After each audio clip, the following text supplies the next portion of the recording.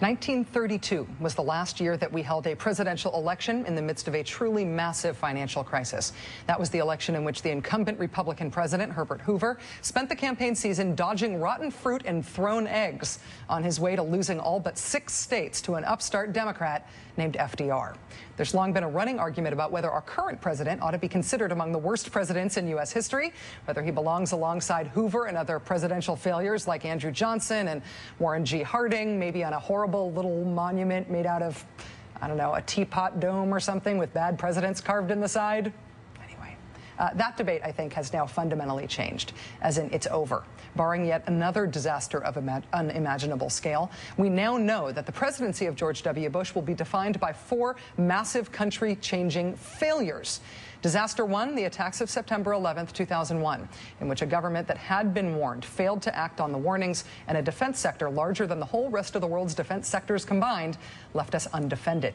Disaster 2, the as-yet unexplained mendacious launch of the Iraq War, a country we were told to believe had something to do with the as-yet unavenged attacks of 9/11.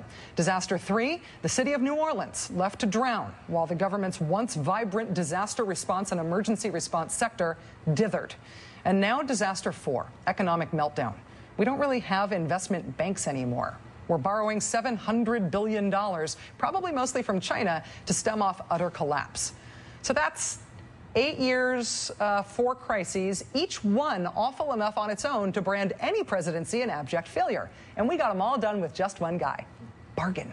Here to try to talk me down is Thomas Frank, the author of the book, The Wrecking Crew, How Conservatives Rule. Thomas Frank, thanks for joining us. How are you today, Rachel? I'm antsy, as usual. Do you think I'm right to... do you think I'm right to put this financial disaster in the context of the other major disasters of the Bush legacy? Yes, you are, but I want to point out that you left out a really bad president in your list. What about Buchanan? James Buchanan. James Buchanan. Come on. He was pretty bad. I left out Nixon, too. I left out Nixon, too, but you're right. It's a good call. Yeah. Where do you think this puts the legacy? Sorry, go ahead. But these things, look, these things are connected. Well, with the exception of 9/11, which I would put somewhere else. But in that they're all sort of it's Judgment Day for the conservative philosophy of governing. Look, Bush is not personally responsible, or his policies aren't responsible for the inflating of the housing bubble. But conservatism is, with its idea of that let the markets do what they want. The markets will always find equilibrium. The markets can self-regulate. Just leave it up to them.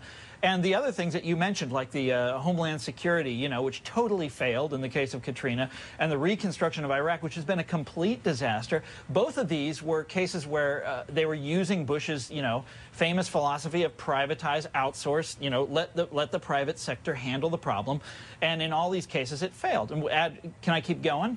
Well, you could, but let me ask you about where I think you're going with this, which is that this is a problem of conservatism. This is a problem of letting people run government when they believe that government can't work and ought not work. And what I wonder is whether or not Democrats are going to get off the Reagan-esque conservative trip they've been on since Clinton and stop following Republicans' lead on this.